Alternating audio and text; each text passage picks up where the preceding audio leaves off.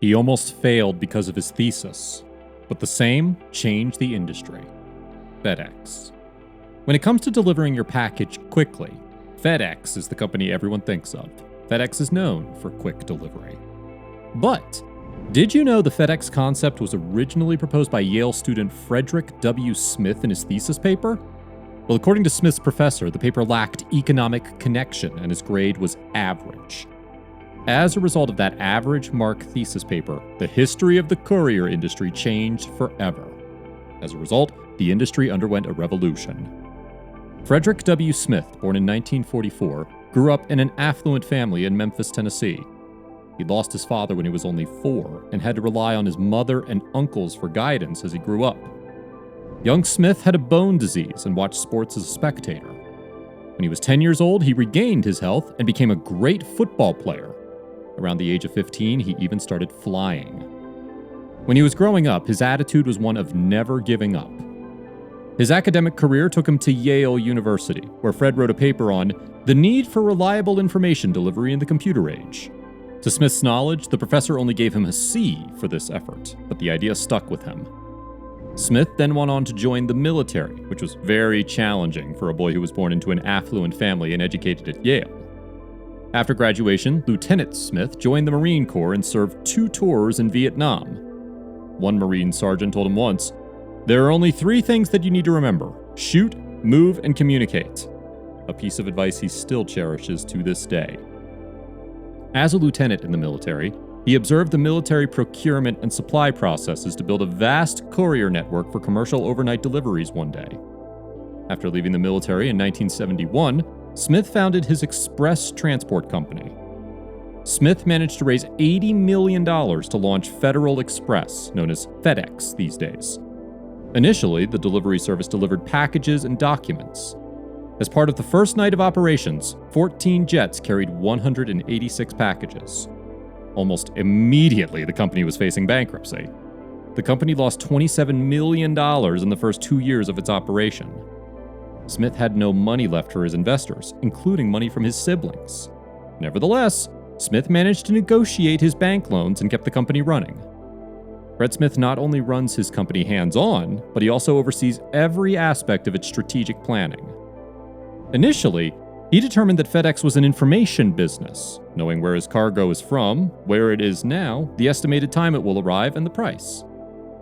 Smith encouraged FedEx employees to feel a sense of belonging and share in the business's success throughout his career. Employees at FedEx are treated respectfully, and the performance of managers is closely supervised. Employees and managers jointly evaluate managers to ensure good working relations between them.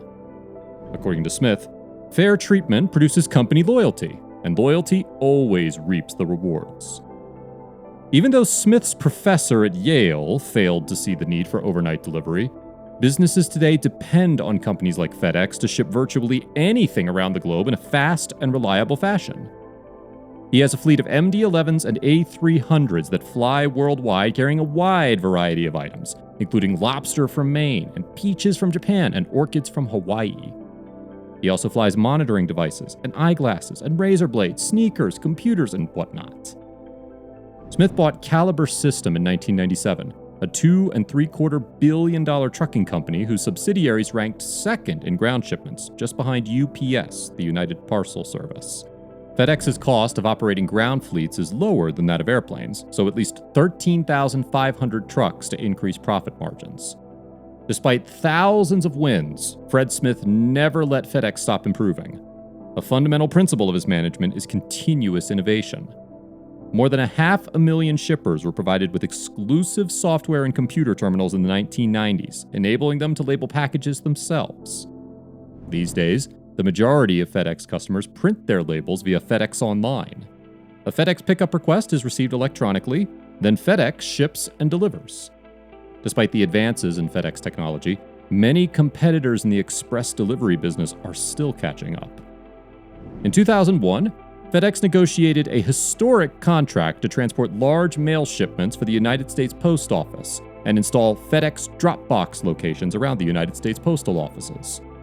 FedEx then began managing international express shipments for the U.S. Postal Service. Customers can print, copy, bind, and send documents for overnight shipping from over 1,800 locations across the United States. The company expanded its operations throughout Europe in April 2015 by acquiring its rival TNT Express for $4.8 billion. As of today, FedEx is the world's largest express transportation company. Every day, FedEx delivers over 12 million packages to over 220 countries and territories, with a fleet of 656 aircraft and more than 150,000 motorized vehicles. By enabling businesses to ship goods quickly anywhere globally, Fred Smith earned a fortune of $4 billion. The need for express services, such as FedEx, increases as businesses reduce inventory costs by making quote-unquote just-in-time deliveries. The growth of the global economy and the internet contributed to the company's growth as well. FedEx took advantage of both trends, developing exclusive software for online catalogs and opening facilities in the Philippines, Taiwan, France, and China. As Fred Smith predicted in his term paper 50 years ago, communications and transportation are still developing in the same way. Because his professor didn't think his idea was great, Smith didn't get discouraged. In addition to starting one of the biggest transportation businesses globally, he proved himself to be a leader. The Junior Achievement U.S. Business Hall of Fame installed his name into its hall in 1998. The Chief Executive magazine honored him with the award for CEO of the Year in 2004. He was also awarded the Kellogg Leadership Award in 2008 and the Bauer Leadership Award for Business Leadership the same year. Several of his significant contributions to commercial aviation led to him receiving the Tony Jannus Award in 2011. Forbes estimate Fred Smith's net worth at $6.2 billion US. Among Memphis's most prominent community leaders, Smith belongs to the global philanthropic community. He has also served as co-chairman of the U.S. World War II Memorial Project. Currently, Smith serves as the board member for the St. Jude Children's Research Hospital and the Mayo Foundation. He is also a member of the Business Roundtable and Cato Institute. Smith seems like a boss who was dedicated to being accessible to his team. Several employees in Memphis recall him visiting their sites late at night, greeting them by name. He also invited every employee who had served for 10 years to have breakfast with him in Memphis. While Smith was social by nature, he generally avoided the limelight. Still, when necessary, he provided heartfelt and thoughtful analyses of what was happening in business in America and around the world. Instead of being scared of new technology, Smith approached it as a challenge that could be mastered, implemented, and used to make the world a better place.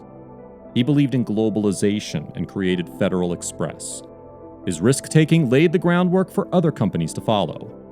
Continuing to follow this philosophy, FedEx helped transform the face of global communication. If you enjoyed watching this video about Fred Smith, please remember to like it. Keep up with our videos by subscribing to our YouTube channel. If you have any ideas for future videos, please leave them in the comments section. Thank you.